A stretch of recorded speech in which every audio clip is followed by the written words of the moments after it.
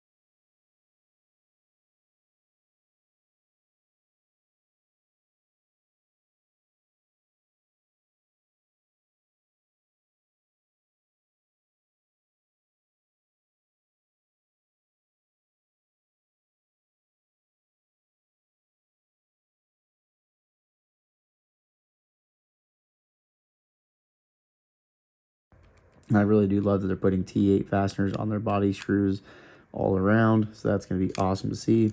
We do have T6s in the actual pot clip screws. And we'll be looking at a T10, T8. This is a T9. I always like using my T9 driver, but probably a T8. I don't think it's a T10 on the actual pivot. Nope, we're looking at T8, but a T9 fits in there super snug, and I just prefer using a T9. So we are looking at a really nice stone wash, pretty good heavy stone wash on this actual blade here. Looking at a really nice drop point, and we are this is a completely full flat grind on this knife right here. Let's go ahead and look at see if we can find the marking for the blade steel. I was doing some research on this, did a little bit of light carrying with it, and I'm pretty sure it's going to be D2. Sometimes I like to use like a 9CR, but I'm pretty sure this is probably a D2 model here. But as you can see, we have awesome button lock action right there. Button lock with a flipper and dual thumb studs, of course. This knife is going to be ambidextrous. You're going to be able to throw your clip on either side right there. So that's always nice to see. We do have flush mounted screws going on there in the actual pivot itself. It's not recessed into the liner, into the scale, but it still does work very well. And I really do like these knives for the really, nice subtle attention to detail that they have going on here. Like on this actual button lock itself, if you guys can see, that's kind of like some micro milling lines they have going on there. And it's just really nice to see some little bit of texture for you to grab onto. And same thing with your actual thumb studs themselves. They're nice and domed off at the top. They have, some nice gems going on here. And they actually have, it's like some machining marks, some actual lines going on the actual thumb studs themselves.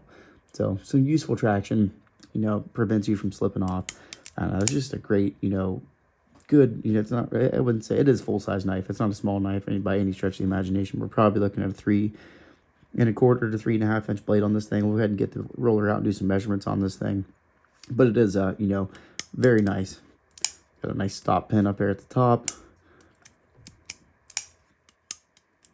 Just works excellent. It's you can't really go wrong with Sencut or Civivi or Wi's action on their knives. We're looking at ceramic cage ball bearings in there. We do have a hidden lanyard post right there too, so you can attach your lanyards to it. We do have some weight relieving going on the actual inside of the scales. Hand liners, geez, I'm having a hard time today. And the actual liners themselves. So that's nice to see. Try to keep the weight down. It feels like it's probably going to be, it might be like 3.5 ounces or so. Definitely a little bit less than that Badlands Vagabond we just looked at. All right, so let's get an overall measurement on this thing.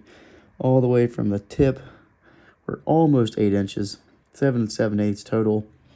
Blade length is coming in at just under 3.5 inches. Sharpened edge is just over 3 1/4. So check your local knife laws if you're worried about carrying this thing, but it is a overall very nice knife and for the size. So let's see if my scales for hands are going to be even close. Would I say 3.5, something like that, 3.5 ounces? It feels just about like that. 3.7. So, 3.6, that's pretty close. So, not too bad. You're getting pretty close to your ounce per inch thing right there. And let's do some overall size comparisons. How about up against the Ontario Rat Model 2?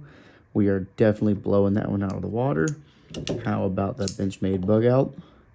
Still bigger yet. How about the Spyderco Endura? All right, we're definitely smaller than the Spyderco Endura. And the PM2, Spyderco PM2, that's going to be a pretty close one. Still a little smaller than that one. The Benchmade 940 might be the one. So if you guys are familiar with the Benchmade 940, they are very similar in size. We do have a little bit more overall blade on the Sencut there, but still pretty good representation of how big this knife is. And for the price of only $45.85, you know, less than 50 bucks, you know, you're getting a high quality knife with great action. If you're looking for a new flipper knife, this thing is sweet. You know, you have multiple means of deployment. You got your flipper, thumb stud, then you can do the cool button lock thing where you just throw it out like that too. And I really do love this blade finish they have going on here.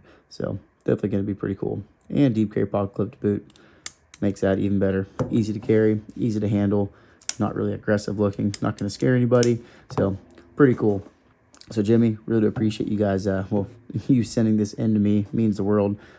Without your guys' support, definitely wouldn't be able to do this, and probably still would not do this.